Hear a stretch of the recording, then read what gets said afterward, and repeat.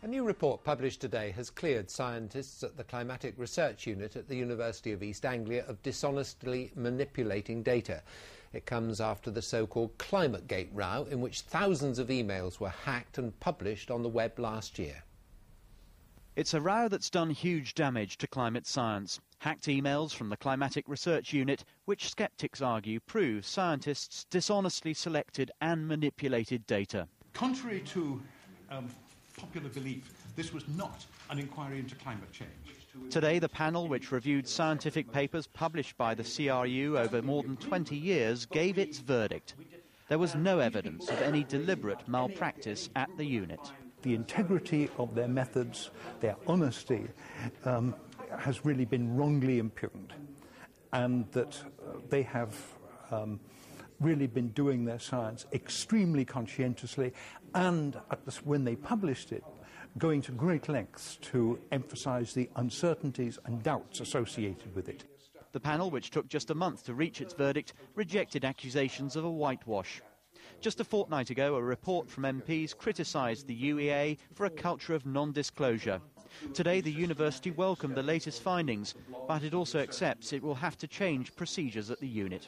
There's no doubt that there have been questions raised in people's minds about the veracity of climate change science generally, and this is related to the way in which the consequences of the email hack have been debated publicly. A third and final report into practices at the CRU is due to be published next month. This review may have backed the rigour of the science carried out by the Climatic Research Unit, but the fact remains this whole affair has caused huge damage, both to the reputation of the University of East Anglia and the scientific community as a whole. Richard Daniel, BBC Look East, in central London. Detectives investigating the murder of Nicola Ray in Basildon nearly 10 years ago have been given more time to question a man. The mother of two was last seen leaving a friend's house after a night out. For a second day, the police have been digging up the floor of the garage of the house where she lived. The Red Arrows have pulled out of the Southend air show on the 30th and 31st of May following a training crash where they lost one of their aircraft. They will now fly with 9 planes, but will have to wait for a new licence before they can fly in displays. A housing association which has helped 150 young mothers in recent years is urging others to come forward. Peppercorn Lodge houses young people who've asked for help or who have come to them from social services. The centre wants more people to benefit from the service. Show me where this one will go. 2-year-old Mason has loads of energy, and at Peppercorn Lodge there's plenty to play with. Well done! His mum Kerry moved there with him after becoming pregnant at 15. Now she's back on her feet and living an independent life. When I first lived here, I had a lot of money problems, and one of the staff sat me down and helped me through that to see what I need to spend and how I can do that. It's made a lot of difference to Mason because he had other people to play with here. The scheme helps young people who need support raising a family. They're given a key worker to help them with things like finances. The centre has 11 flats, plus a communal area where children can play whilst parents chat. Certainly if we could get people in here and work with them to ensure that their children stay with them, then that's more a positive outcome than having to go into the care system. I must deliver the presents on time, Hipper. And upstairs, it's story time for another young resident. Bethany has lived at the lodge for just over a year. Now, she and her partner are about to move into their own home. I'm a lot more confident, a lot more involved. When I first moved in, I was sort of like kept myself to myself, but gradually over the past year, become a lot involved with residents' meetings and activities and going down to see staff and things like that.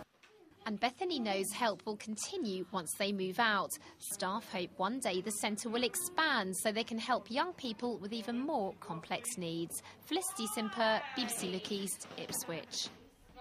Anglian Water has confirmed that 42 staff will be made redundant across the region. It says it needs to become more efficient to keep bills down. Bills will fall by £28 a year by 2015. It also wants to introduce new working practices and is talking to the unions. It could mean single crewing for call-outs. Southend United has been granted another stay of execution by the High Court. The club owes Revenue and Customs just under £400,000, but today said it had the money and has been given another week to pay up. Another trying day, but after some frantic phone calls and last-minute negotiation, the chairman emerged content, their debt all but settled. It never was going to go under. I know that fans, it's difficult for me to impart to them the complexity of the transaction, but I've often said you shouldn't be fearful. Leave it with me and it will be sorted, and it has been sorted. Payment in full to Her Majesty's Revenue and Customs is said to be imminent. The sums involved, well, the court heard Southend owe £378,000. That plus an extra £22,000 of working capital will be paid by the major retailer Sainsbury's as part of the project to deliver the club's new stadium and their new store at Roots Hall. It brings an end to an anxious time for the fans. Last month seen protesting after a home game. Today, some welcome relief. Until it's totally done and dusted and sorted, and the registrar has rubber-stamped the fact that the petition has been dismissed, then that's when we'll finally sleep really easily. But hopefully, fingers crossed, Ron Marston's confidence isn't misguided, and we live to see another day. We've still got the question of how the club are going to survive over the next few months, maybe years, until we actually get into the new stadium. Southend hope to be on site at their new 22,000 all-seater stadium at Fossett's Farm in June. The short-term cash flow problem won't go away, though I understand the players have now been paid March's wages. The club has another 7 days to ensure their debt's paid. That should be by tomorrow. So today, crucially for Southend, further tentative steps on the path to a bright future. Tom Williams, BBC Look East in central London. Well, on the field, it wasn't the best of nights. Southend drew when they desperately needed to win. Leaders Norwich City slipped up at Leyton Orient, and Colchester lost at Charlton. The taxman may have been held off for the time being, but Southend's star is fading on the pitch. They really needed to beat Brentford at Roots Hall last night. Twice they went behind and twice they came back with goals from Francis Laurent. But at third from bottom, with just 4 games left, the Blues are rapidly running out of road.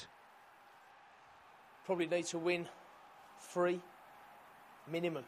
So there's a lot to do, but if we play the way we did in the second half for the remainder of the games, you never know.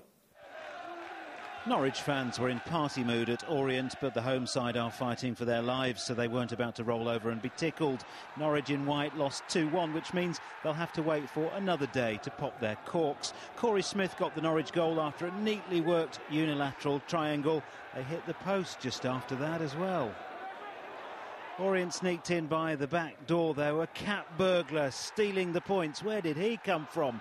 Norwich had loads of other chances in the second half. They hit the post again as well, but maybe good things will come to those who wait. Next stop, Charlton on Saturday, which is where Colchester lost 1-0 last night. They had a goal disallowed for offside early on before Nicky Forster pounced for Charlton, and a depleted Colchester had no response. It's a kick in the playoff teeth for Adi Boothroyd. His side are 3 points outside the land of hope and hopefully glory with 4 games to go. Norwich are 6 points clear at the top, and surely it's just a matter of time. Sean Peel, BBC Look East.